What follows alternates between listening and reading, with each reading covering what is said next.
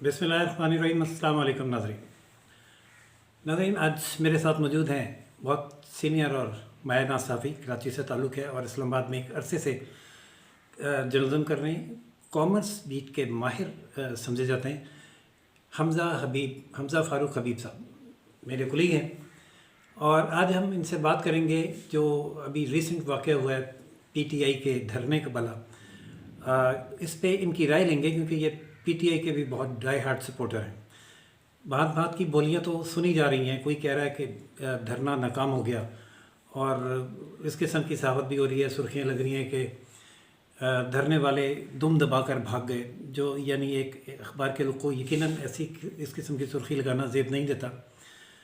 लेकिन अगर ये देखा जाए कि अगर उनका मकसद खान साहब को रिहा कराना था, रिहा कराने के लिए आए थे, तो इसको नाकाम कहा जा सकता है। लेकिन मेरी राय है, ज़ाती राय, कि उन्हें भी इल्म था कि इस तरीके से खान साहब रिहा नहीं होंगे। उनके यहाँ डी चौक तक पहुँचने का जो मकसद था, लाशें हासिल करना, वो उन्होंने कर ली हैं। माजी में उन्होंने मॉडल टाउन की लाशों पर सियासत की थी और अब डी चौक की लाशों पर सियासत होगी। इस हवाले से मैं यही सवाल करता हूँ हमज़ा फ़ारूक हबीब साहब से कि वो क्या समझते हैं कि क्या पीटीआई अपनी हिकमत अमली में नाकाम रही या उन्होंने गरीबों के बच्चे मरवा कर उनके साथ ज्यादती की। राजेश साहब, ये तो बड़ा आपने बायस है आपका। जी हाँ आप और सवाल में मतलब सवाल है सवाल में आपने बहुत सारी चीज़ें पूछ ली हैं, लेकिन देखें तफसील से जवाब दीजिए। तफसील देखें, एक तो सबसे बड़ी बात जो है देखने वाली ये है कि पीटीआई ने ये जो काम किया है ये शो करती है इसमें कोई हिकमत अमली की क्या बात हो सकती है। ये तो एक डेस्परेशन है। डेस्परेशन में आदमी कुछ भी कर देता है, उसके हाथ में जो चीज़ आती है वो मार देता है। ठीक है, आपने जब पीटीआई इस वक्त डेस्परेशन का शिकार है, बिल्कुल डेस्परेशन का शिकार है। अगर आप एक किसी पार्टी के लीडर को जेल में डाले हुए हैं और आप उसके ऊपर इंतहाई घटिया किस्म के थर्ड क्लास किस्म के इल्ज़ाम लगाए चले जा रहे हैं, क्योंकि आपका नैरेटिव जो है वो बिक नहीं पाया है। जो बयानिया इमरान खान के खिलाफ, जैसे नवाज शरीफ के खिलाफ एक बयानिया था तो वो सेल हो गया था, एस्टेब्लिशमेंट ने बोली के गई थी, वो मार्केट में सेल हो गया था। लेकिन अनफॉर्चुनेटली ये बयानिया जो है ये मार्केट में सेल नहीं हो रहा। उसके ऊपर जो एलिगेशंस लगाए जा रहे हैं वो एलिगेशंस जो हैं वो बैकफायर कर रहे हैं। अब मसला क्या है कि आपने एक चीज़, एक अदलिया रह गई थी जिससे उसको कोई रिलीफ मिलने का इम्कान था। मैं ये नहीं कह रहा कि पीटीआई वाले कोई दूध के धुले, ये पीटीआई वालों ने कोई ज़बरदस्त काम किया है, ये पीटीआई में बड़ी ज़बरदस्त की कोई पॉलिटिकल विजडम है और ये वो। लेकिन मसला ये होता है जब पॉलिटिकल विजडम कहाँ से आएगा, जब आप किसी पार्टी को बैठने ही नहीं दे रहे, जब आप उसकी आधी पार्टी जो है रूपोश है। अच्छा, अब फिर आप ये कह रहे हैं कि जी, फिर आप ये कह रहे हैं कि केपी से लोग निकले हैं, पंजाब से लोग नहीं निकले हैं। भाई पूरी पंजाब की लीडरशिप जो है वो तो बंद है, सिर्फ उनको जो सपोर्ट थोड़ी सी मिल रही है केपी में, क्योंकि उनकी गवर्नमेंट है। इस वजह से गवर्नमेंट की सपोर्ट पे वो लोगों को निकाल लेता है गंडापुर। बाकी ये तो यहाँ से तो लोग क्या, यहाँ तो आप मुझे बताएं पूरी लाहौर में लीडरशिप जो महमूद रशीद, हमाद अजहर और सलमान अकबर, किसी सबको आप उठा लें, किसी यास्मीन राशिद, जितने भी उनके लीडर हैं वो सारे जो हैं वो जेलों में।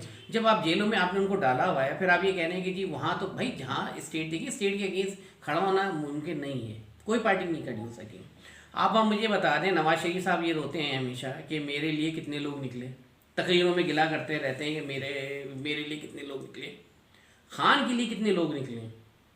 सवाल तो ये पैदा होता है कि खान के लिए कितने लोग निकले, इनके लिए कितने लोग निकले। जरदारी साहब जो है वो अभी तक अपने जो है उनको जो है वो नहीं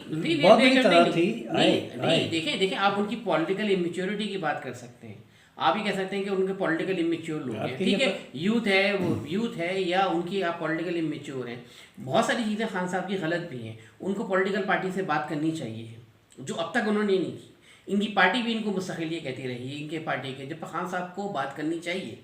अगर खान साहब बात नहीं करेंगे मामला हल नहीं होंगे। खबर ये आ रही थी कि खान साहब राजी हो गए थे संजानी पे धरना देकर मुज़ाकरात करने। देखिए ये सारी बातें कयास आ रही हैं ना, ये तो सारी बात बैरिस्टर साहब क्लेम कर रहे हैं। देखिए बैरिस्टर साहब क्लेम कर रहे हैं, फिर जो पीनी साहबा ने जो किए, तो ये पीटीआई को भी देखना चाहिए। खातून जिनका कोई एक्सपीरियंस नहीं है, जिनका कोई एक्सपीरियंस नहीं है, जिनको कुछ नहीं पता, और उन्होंने कहा नहीं जी मैं तो जाऊँगी और मैं तो वहाँ जाके हदफ क्या था उनका ये बताएं ना। देखिए हदफ, मैं ये कह रहा हूँ ना, डेस्परेशन में कोई हदफ नहीं होता। डेस्परेशन में होता है कि हम वहाँ जाएंगे और हम हीरो बन जाएंगे। देखिए इससे पहले जब वो धरना हुआ था, जो तायरुल कादरी के ज़माने में धरना हुआ था, उसमें भी हदफ ये था ना कि जी वहाँ बैठ जाएंगे, इस्तीफा ले लेंगे।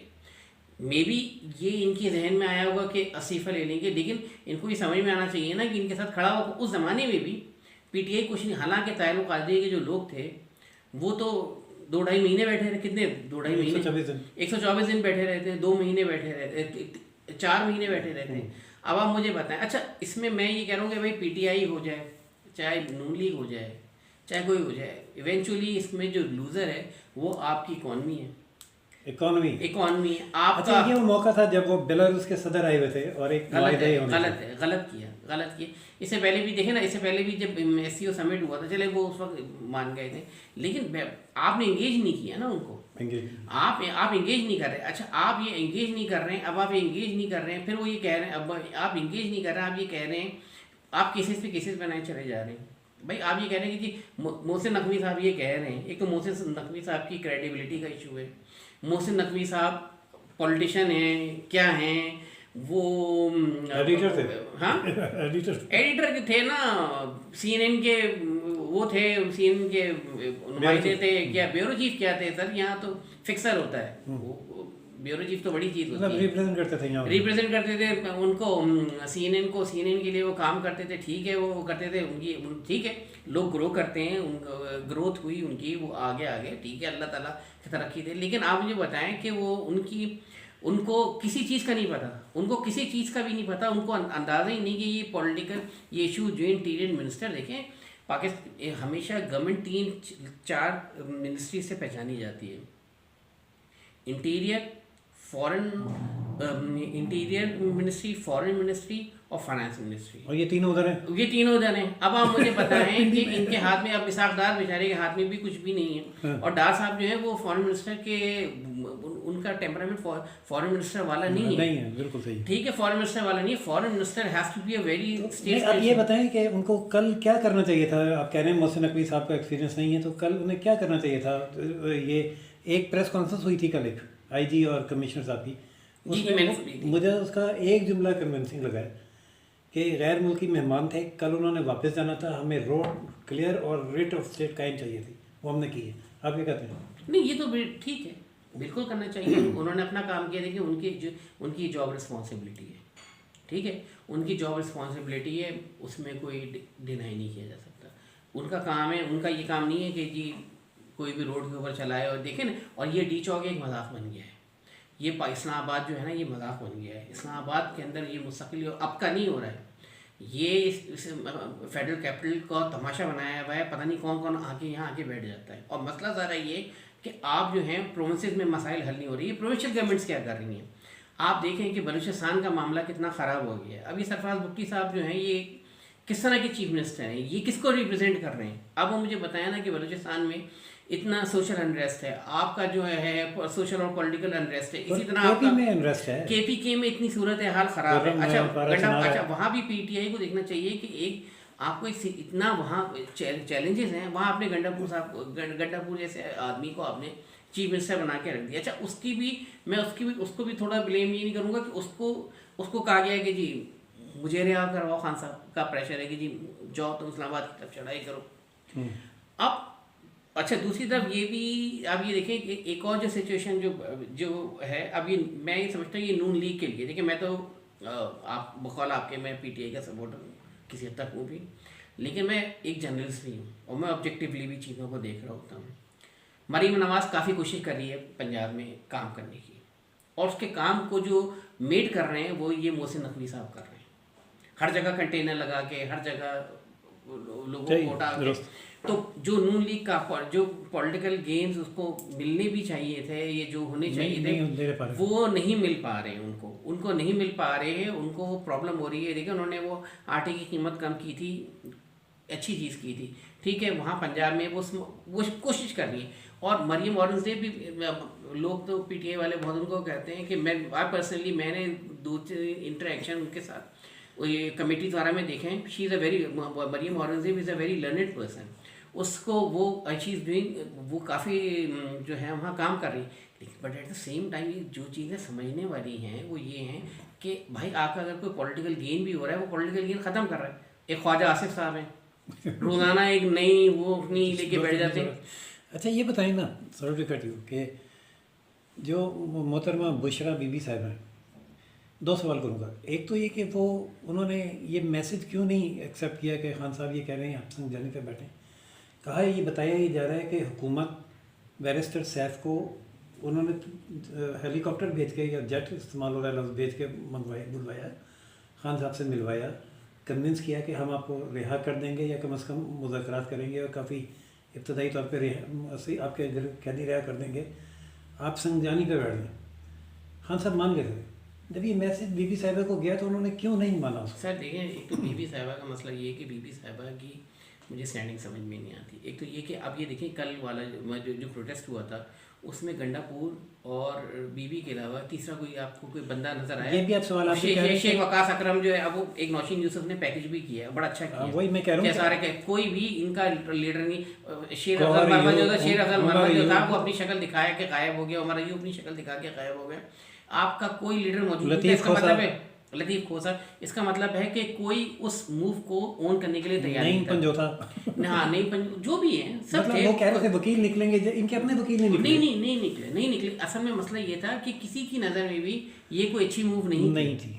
ये अच्छी मूव नहीं थी, ये गलत मूव थी, इसको नहीं होना चाहिए था। इससे पीटीआई को नुकसान पहुंचा है। और देखें उनकी अपनी बहनें नहीं आई, बहनें नहीं देखें ना आप, उनकी बहनें भी बहन पे याद आया कि बीबी बुशरा बीबी की बहन क्लेम कर रही है कि वो लापता। सर देखे ना वो लापता सर, देखे ना सर, ये तो बातें करने वाली उनकी, उन्होंने 2 दफ़ा वो किया।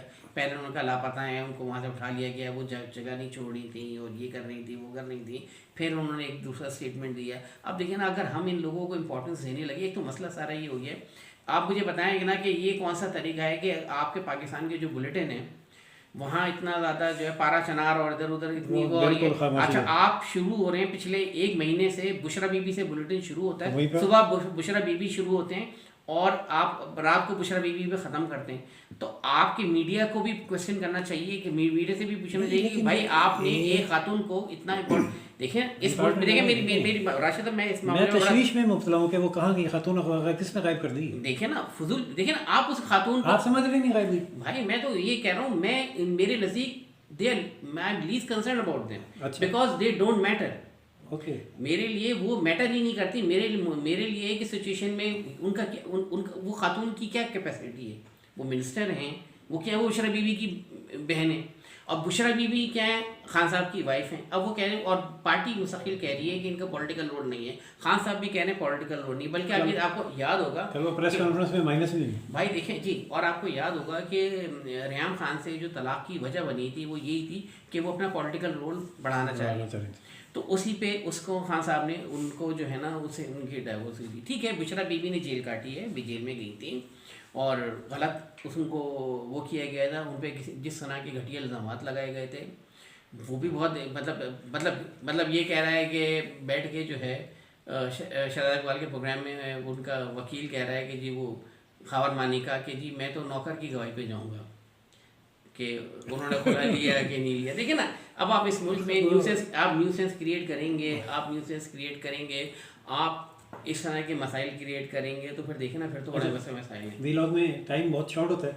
बस एक आखिरी कमेंट ये करें कि जो शहादतें हुई हैं जिनको आप कह रहे हैं, मैं तो उसको शहादत नहीं समझता मतलब तो ये इसकी आप क्या इसको कैसे देखते हैं कि हुकूमत को किस हद तक रिस्ट्रेन करना चाहिए था? देखिए, हुकूमत को मैच्योरिटी शो होनी चाहिए, चाहे हुकूमत हो, क्या हिकमत अमली इख्तियार कर सकती है। लेकिन इस्टेब्लिशमेंट है ये, देखिए ना, इंगेज करना होता है ना, आप अपने लोगों को इंगेज करना कोशिश की नहीं देखिए ये कोई इंगेज, जब लास्ट मोमेंट में ये देखिए जब पानी सर पे चढ़ा है तो आप कह रहे हैं कि जी मैं बंद मान दूंगा।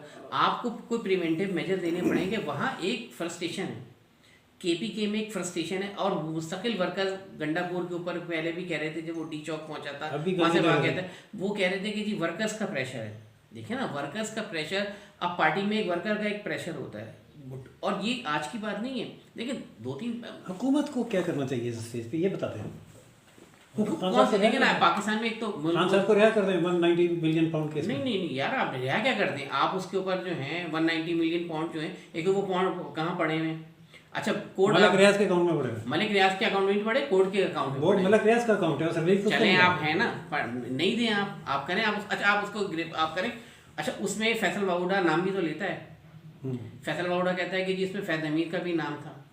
भाई आप बाजवा का भी नाम था। भाई आप जो भी गिरफ्तार हैं। नहीं कहाँ गए जनरल बाजवा का, नहीं फैज हमीद, और फैज हमीद पे देखें फिर वाली बात, उस पर टॉप सिटी वाला केस बना हुआ है, 190 मिलियन पाउंड वाला केस में उसका कोई नाम नहीं, मैं उसमें नहीं जाना चाहता, मेरा ना उसमें मैं जाना चाहता हूँ, लेकिन आप उसमें जो है ना सिर्फ सिविलियन की गर्दन जो है ना बड़ी पतली लगती है, आप उसको पकड़ लेते हैं, आप देखें अगर देखें ना हमारे रिश्तेदार नवाज वो है इमरान खान है, ना हमारे रिश्तेदार नवाज शरीफ हैं, ना हमारे रिश्तेदार बिलावल भुट्टो या जरदारी हैं। भाई जिसने जो कुछ किया उसका जवाब आप उसे ले लें, लेकिन but at the same time आप ये कहें कि आप जस्टिस में भी आप सिलेक्टिव हो जाएं, ये कहाँ से? सिलेक्टिव होना दुरुस्त नहीं है। हमजा साहब को आपने सुना, डाई हार्ड सपोर्टर होने के बावजूद बतौर जर्नलिस्ट उन्होंने बड़ा अच्छा तज्जिया किया, जहाँ PTI गलत वहाँ गलत कहा, जहाँ सही है वहाँ सही कहा, और ये राय दी कि हुकूमत को इन लोगों को एंगेज करना चाहिए। अगर मसाइल हल करने हैं, दोनों तरफ से हट दर्मी से मसाइल हल नहीं होंगे, बल्कि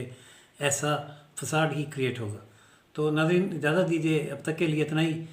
जो ये सिचुएशन ज़ाहिर है अभी तो प्रिवेलिंग है, आगे बढ़ेगी, आपको हमजा साहब की और दीगर साफ़ियों की राय से आगाह करते रहेंगे। इजाज़त दीजिए। राशिद हबीब और हमजा फारूक हबीब साहब को रोशन पाकिस्तान न्यूज़ से अल्लाह हाफ़िज़।